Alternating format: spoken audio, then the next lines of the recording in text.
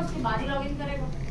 तो सबसे पहला काम ये जो मुझे आज करना है वो क्या है, रजिस्टर न्यू कस्टमर के लिंक के ऊपर क्लिक करने पे मुझे रजिस्ट्रेशन का पेज खोलना है।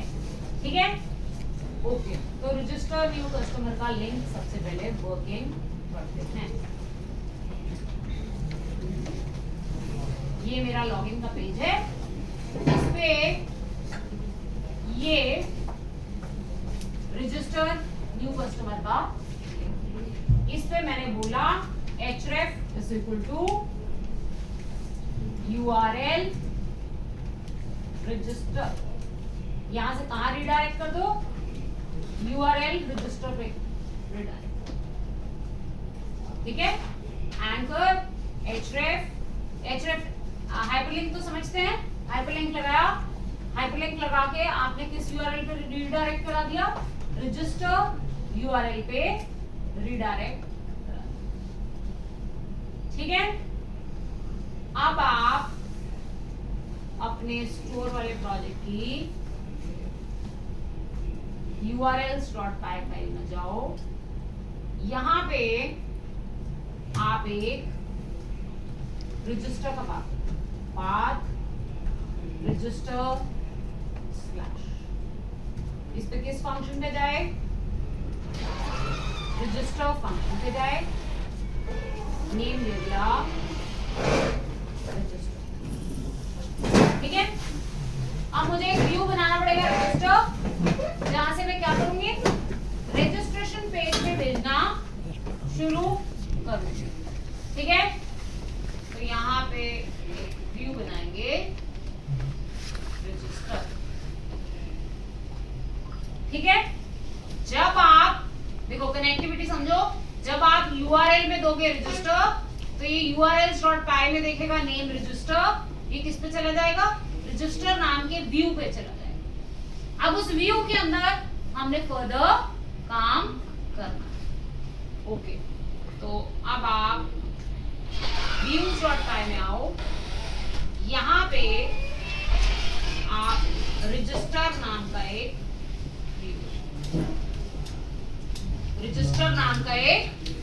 व्यू, ठीक है। यहाँ पे कोड करना है, मुझे काफी सारा कोड करना है यहाँ पे अभी, और अभी के लिए पहली बार के लिए मैं सिर्फ आपको पेज खोल के दिखाती हूँ। ठीक है, मैंने बोला रिटर्न रेंडर रिक्वेस्ट, कहाँ भेज दे, रजिस्ट्रेशन के अंदर एक पेज बनाऊंगी register.html, आपको कहाँ भेज दे, register.html पे भेज दे। बस रजिस्ट्रेशन फोल्डर में मैं एक पेज बनाऊंगी register.html, ये आपको सिर्फ क्या करे, रजिस्ट्रेशन के अंदर register.html पे। ठीक है, अब मुझे रजिस्ट्रेशन में पेज बनाना होगा register.html, रजिस्ट्रेशन पे राइट क्लिक किया, न्यू HTML पेज register.html।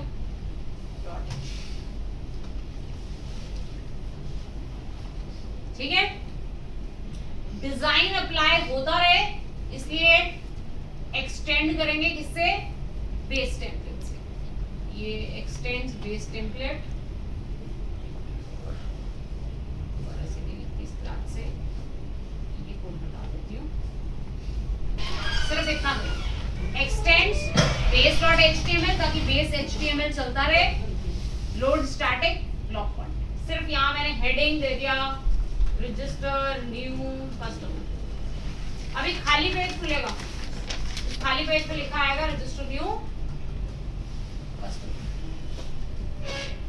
ठीक है, खाली पेज खुलने लग जाएगा, खाली पेज पे टेक्स्ट आ जाएगा रजिस्टर न्यू कस्टमर। ओके, जरा रिफ्रेश करके देखते हैं, आ गया रजिस्टर न्यू कस्टमर।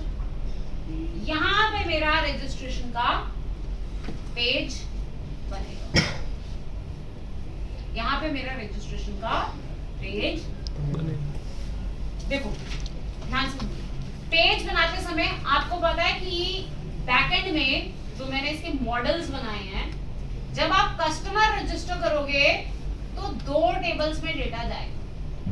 एक तो यूजर की लॉगिन इंफॉर्मेशन के लिए यूजर टेबल में डेटा जाएगा, जो यूजर टेबल माय ऑथ का बाय डिफॉल्ट है, जिसमें यूजर नेम पासवर्ड वगैरह स्टोर होता है, एक डेटा उसमें जाएगा। और फिर यूजर जो बनेगा वो यहाँ पे फॉरेन की होगा, यहाँ पे कस्टमर का नाम आएगा, कस्टमर का फोन नंबर आएगा। तो अब जब मैं रजिस्टर करूंगी तो मुझे दो टेबल्स में डेटा स्टोर करना है, एक यूजर टेबल में और दूसरा कस्टमर टेबल में, दो टेबल्स में डेटा स्टोर करना है। ठीक है, अब यहाँ पे मुझे बनाना है फॉर्म। जो फॉर्म बनाना है ना, एक तरीका तो ये है कि आप स्क्रैच से फॉर्म बना लो, यहाँ फॉर्म टैग लगाऊं, अपने हिसाब से टेक्स्ट बॉक्सेस वगैरह लगाऊं और काम। ठीक है, बट Django आपको बाय डिफॉल्ट फॉर्म्स बना के भी देता है। जैसे ये लॉगिन में मैंने लिखा था form.asp, मैंने तो नहीं फॉर्म बनाया, ये लॉगिन फॉर्म जो Django की माय ऑथ के अंदर बाय डिफॉल्ट बना है वो फॉर्म मैंने यूज कर लिया। ठीक है, ऐसे ही वहां पे रजिस्ट्रेशन का फॉर्म भी बना हुआ है, यूजर रजिस्ट्रेशन फॉर्म वहां पे बना हुआ है। मैं चाहूं तो यूजर रजिस्ट्रेशन फॉर्म यहाँ पे सीधे सीधे दिखा सकती हूँ। पहले वही दिखा के दिखाती हूँ आपको, पता चले कि यहाँ पे फॉर्म अलग है। ठीक है, तो मैंने क्या किया, रजिस्टर वाले व्यू में यहां से मैंने साथ में क्या पास करना है, यूजर रजिस्ट्रेशन फॉर्म। मैंने लिखा from Django dot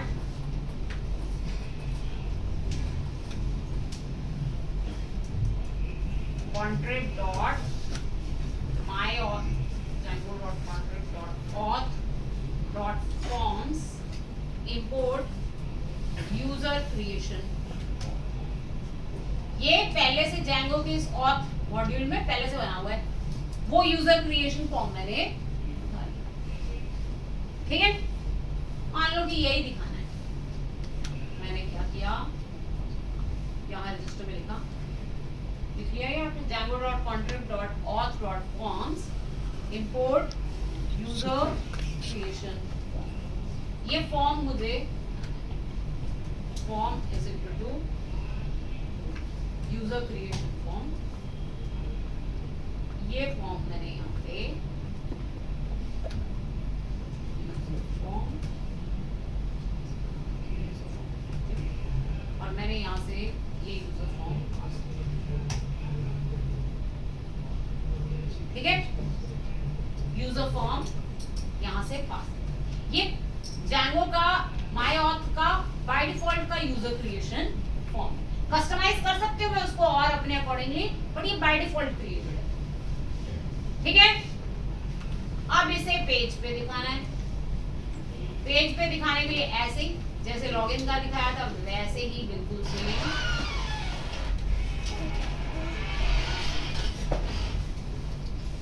user form dot SP button लगाया, रजिस्टर बटन पे, इससे एक बना बनाया जो यूजर फॉर्म है वो आपको नजर आने लगता है। ठीक है, ये मैंने नहीं बनाया, ये पहले से बना हुआ है Django, उसको मैंने सीधा यहाँ पे खोल दिया। यूजर नेम ले रहा है, पासवर्ड ले रहा है, यूजर कॉन्फ़िगरेशन। आप चाहो तो इसमें और फील्ड्स ऐड कर सकते हो, जैसे आप इसके साथ ईमेल भी लेना चाहते हो तो आप इसे कस्टमाइज कर सकते हो। ठीक है, तो अब मैं इसको, ये तो स्टैंडर्ड खोला मैंने अभी, अब मैं इसको थोड़ा सा कस्टमाइज करती हूँ अपने अकॉर्डिंगली। जैसे इसमें एक नया फील्ड ऐड करके दिखाती हूँ आपको, ईमेल। इसके साथ साथ मुझे इसी पेज से कस्टमर भी बनाना है, तो मुझे कस्टमर का नेम भी लेना है, ईमेल भी लेना है, नेम लेना है और फोन नंबर लेना है। तो मैं वो चीजें भी इस फॉर्म पे ऐड करना चाहती हूँ। ठीक है, तो मैं अब इन फॉर्म्स को क्या, इस फॉर्म को क्या करूंगी, कस्टमाइज करूंगी अपने अकॉर्डिंग। तो कस्टमाइज करने के लिए, इसको कस्टमाइज करने के लिए क्या करेंगे, अपने प्रोजेक्ट में स्टोर वाले फोल्डर में, स्टोर वाली ऐप में एक HTML फाइल बनाएंगे, forms डॉट, एक HTML एक पाइथन फाइल बनाएंगे फॉर्म्स डॉट स्टैंडर्ड बने बनाए फॉर्म्स जनरेट कराने के लिए जो आपके डेटाबेस टेबल के अकॉर्डिंगली फॉर्म्स बन जाएं या कहीं से बने हुए फॉर्म्स उन्हें कस्टमाइज कर दें, उसके लिए फॉर्म्स डॉट पाई फाइल में काम करते हैं। ठीक है, क्लियर है? अब यहां मैंने लिखा from Django dot forms import from Django import forms, पूरा forms import from Django dot contrib dot auth dot forms import user creation form. ठीक है, पहली क्लास बनाई यूजर रजिस्टर फॉर्म, इसको मैंने इनहेरिट कर लिया यूजर क्रिएशन फॉर्म से। जो यूजर क्रिएशन फॉर्म में है वो तो रहेगा ही रहेगा, जो ये अभी आपको फॉर्म दिख रहा है ये तो रहेगा ही रहेगा। User name, email, user name, password, password. अब आप यहाँ पे लिखो आपको और एक्स्ट्रा क्या चाहिए। मुझे चाहिए email, email forms dot email field लगाओ और इसको रखो रिक्वायर्ड। ये आपके लिए आपको HTML लिखनी पड़ेगी, ये आपके लिए फॉर्म खुद जनरेट करेगा। कई बार हमने अपने बहुत कस्टमाइज्ड फॉर्म बनाने थे तो इस तरीके से नहीं बनाते, तो HTML पेज में खुद HTML लिख के भी बनाते हैं। पर अगर आपका कोई स्टैंडर्ड सा फॉर्म बनाना है तो आप सीधा इसे यूज कर सकते हैं। ठीक है, ये फॉर्म में मैंने एक एक्स्ट्रा फील्ड रख दिया क्लास, इसमें क्लास बनाई user register form, user creation form से इनहेरिट करा, यूजर क्रिएशन फॉर्म का सारा स्ट्रक्चर आ गया। उसके अलावा मैंने क्या रख दिया, ईमेल, क्लास मेटा। मेटा मतलब इसको किसी डेटाबेस टेबल से बाइंड करना ना। अब यहाँ आप डिफाइन करो क्लास मेटा, आपका डेटाबेस स्ट्रक्चर क्या है, किस डेटाबेस से आपने इसको बाइंड करना। क्लास मेटा में हम लिखेंगे मॉडल इज इक्वल टू, इसका बैकएंड पे मॉडल क्या है, जब डेटा स्टोर हो तो कहां जाके स्टोर, तो इसका मॉडल है from Django dot contrib dot auth import auth dot models import user model है ना, ये पहले से बना हुआ मॉडल है। जैसे मैंने अपने मॉडल्स बनाए, उसमें कस्टमर बनाया, उसमें प्रोडक्ट्स बनाया, क्या वो सारे मॉडल्स मैंने बनाए, वैसे ही ऑथ मॉड्यूल के अंदर यूजर मॉडल पहले से बना। तो मैंने ऑथ मॉड्यूल के मॉडल्स में से यूजर मॉडल, तो यहाँ पे मॉडल कौन सा है, इसका मतलब यूजर में जाके स्टोर होना है। फील्ड्स इज इक्वल टू, उसमें डेटाबेस में फील्ड्स कितने चाहिए, क्या क्या चाहिए, user name, email, password 1, password 2, old password, new password, 2 password आ रहे हैं। ये मैंने यूजर रजिस्टर फॉर्म,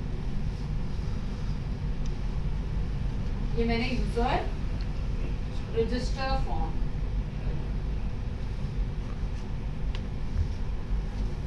ठीक है, अब मैं, ठीक है इतना, views डॉट पाई में गई। अब मैंने यहाँ पे यूजर क्रिएशन फॉर्म की जगह कौन सा फॉर्म लिया, यूजर रजिस्टर फॉर्म। इसकी जरूरत नहीं है मुझे, क्योंकि अब मैंने जो अपना कस्टमाइज बनाया मुझे वो चलाना है। तो मैंने लिखा from dot forms import user register, from dot forms current project की फॉर्म्स डॉट पाई फाइल से इसको इंपोर्ट करो यूजर रजिस्टर। ओके, अब मैंने ऑब्जेक्ट इसका बनाया यूजर रजिस्टर। देखो इतना करते ही आपके पेज पे एक्स्ट्रा कॉलम आ जाएगा, ईमेल का एक्स्ट्रा कॉलम आ गया। ठीक है, अब अब इसको ऑटोमेटिकली पता है कि जब आप रजिस्टर नाउ पे क्लिक करो तो मुझे माय ऑथ के यूजर मॉडल में जाके डेटा स्टोर करना है, उसमें ये एक डेटाबेस में नया कॉलम भी बन जाएगा, सारा काम हो जाएगा। ठीक है, ओके, यूजर नेम आ गया, ईमेल आ गया, पासवर्ड आ गया, पासवर्ड कंफर्मेशन आ गया। पर मुझे इसके साथ साथ कस्टमर में भी तो डेटा भेजना है। कस्टमर के लिए कस्टमर का नाम चाहिए, मुझे कस्टमर का फोन नंबर चाहिए, उसके लिए भी मुझे क्या करना पड़ेगा, फॉर्म बनाना। ठीक है, अब आप forms.py फाइल में एक और क्लास बनाओ,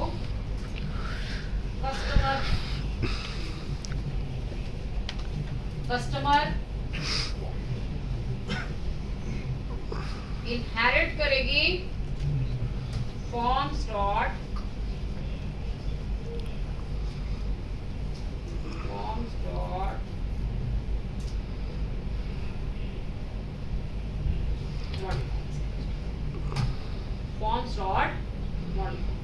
ताकि वो मॉडल जो आपका कस्टमर का डेटाबेस टेबल है उसके अकॉर्डिंगली डेटा फेच करे। क्लास मेटा, मॉडल कौन सा है, कस्टमर, जिसमें आपने डेटा डालना है। मॉडल कौन सा है, फ्रॉम डॉट मॉडल्स इंपोर्ट। कहां पे डेटा डालना है, कस्टमर में। फील्ड्स क्या लेने हैं, नेम और फोन नंबर। मॉडल के कॉलम्स के साथ मैच कराना पड़ेगा, नेम और फोन, नेम और फोन। ठीक है, ये कस्टमर का फॉर्म बनाने के लिए। ठीक है, अब मुझे फॉर्म पे सिर्फ यूजर रजिस्टर फॉर्म नहीं दिखाना, उसके नीचे कस्टमर की इंफॉर्मेशन भी लेनी, उसके लिए भी फॉर्म बनाना। ठीक है, ओके, आ जाओ व्यूज में। अभी आप यहां से सिर्फ क्या भेज रहे हो, यूजर फॉर्म भेज रहे हो, इसके साथ साथ कस्टमर का फॉर्म भी भेजो, क्योंकि दोनों एक ही पेज से होंगे ना रजिस्टर। तो यहां मुझे अब क्या करना है, कस्टमर फॉर्म भी भेजना है। ओके, इसके लिए आप ऊपर फॉर्म से कस्टमर फॉर्म रिपोर्ट करा। ठीक है, जैसे आपने यूजर फॉर्म भेजा ऐसे ही आप यहां से क्या भेज दो, कस्टमर फॉर्म भी। डिक्शनरी में कस्टमर फॉर्म भी। ठीक है, यूजर का फॉर्म भी भेज दिया और कस्टमर का फॉर्म भी आपने भेज दिया। ठीक है,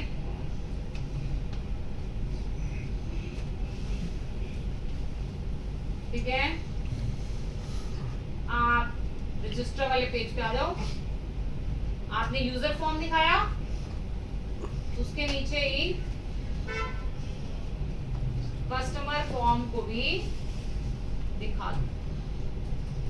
एज पी लिखने से पैराग्राफ टैग्स जनरेट होते हैं, एज डिव लिखोगे डिव टैग जनरेट होगा। एचटीएमएल में वो कैसे जनरेट होगी उसके लिए एज पी, एज डिव, जैसे कि आप जनरेट देखो, खोल के देखना। रजिस्टर न्यू कस्टमर का आपका page, user name, email, password, password confirmation, name, phone number, सारा कुछ आ गया। अगला काम है कि जब मैं रजिस्टर नाउ पे क्लिक करूं तो ये डेटाबेस में स्टोर भी होना चाहिए। अभी तो सिर्फ फ्रंट एंड बना है। ठीक है, अब जब मैं रजिस्टर नाउ के बटन पे क्लिक करूं तो ये स्टोर होना चाहिए।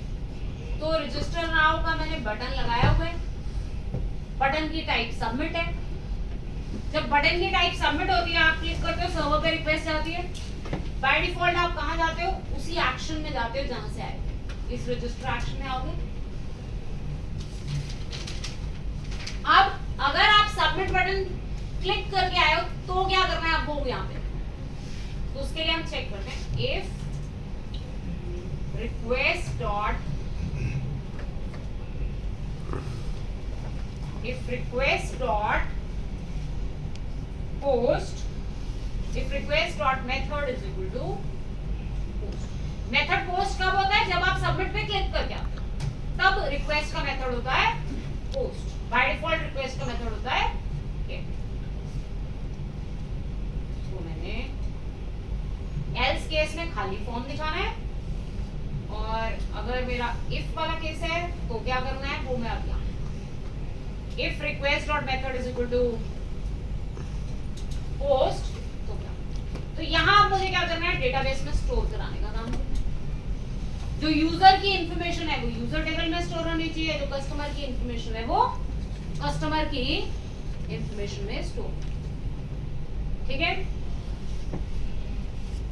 User form is equal to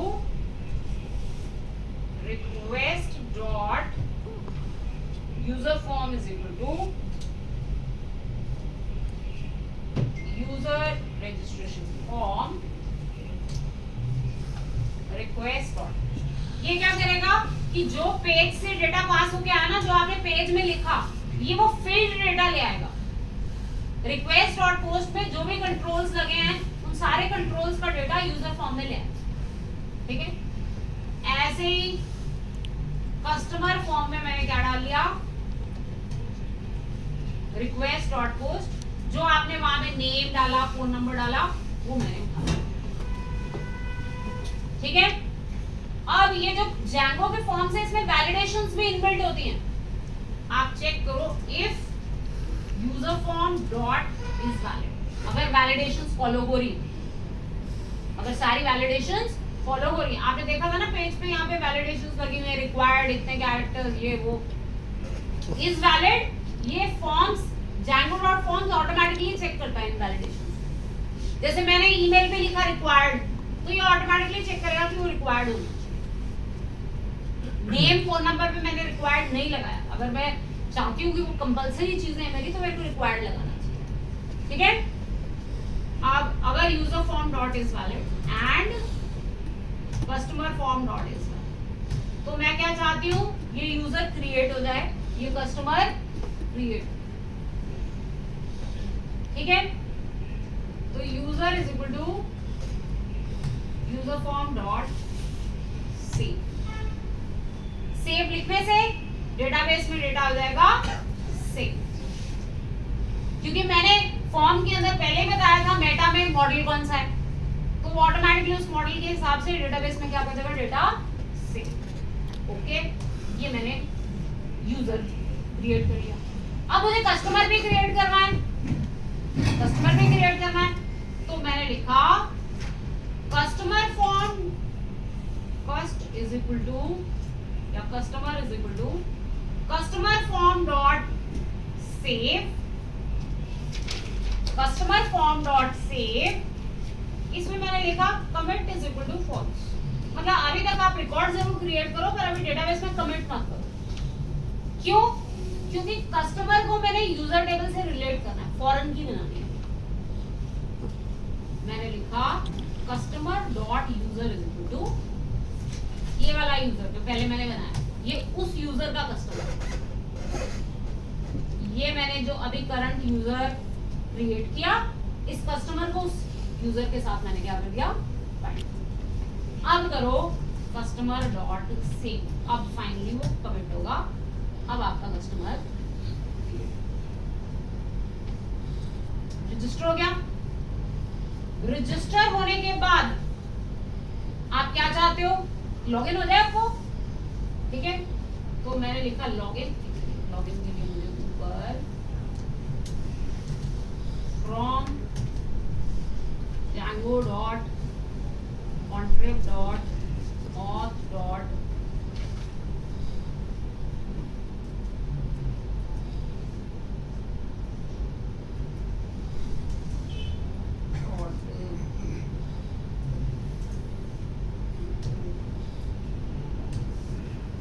Django.contrib.auth import. अब ये इतना सारा कुछ याद कैसे रहता है? प्रैक्टिस से याद रहता है. आज को तो याद रखना कोई मुश्किल ही नहीं है. आप बताओ, AI जनरेट कर देता है आपके लिए. ठीक है, बाकी जितना आप रेगुलरली काम करते हो उतना आपको याद रहेगा। ठीक है, तो अब मुझे कराना है लॉगिन। कस्टमर को कराना है लॉगिन। करंट रिक्वेस्ट के साथ कौन सा यूजर लॉगिन हो जाए, जो अभी यूजर बना है। यूजर लॉगिन हो गया, रजिस्टर फॉर्म पे गए, रजिस्टर करते ही साथ में ही यूजर क्या हो गया, लॉगिन। अगर आप साथ के साथ ही लॉगिन करना चाहते हैं, जैसे कई वेबसाइट्स में होता है रजिस्टर करते हैं साथ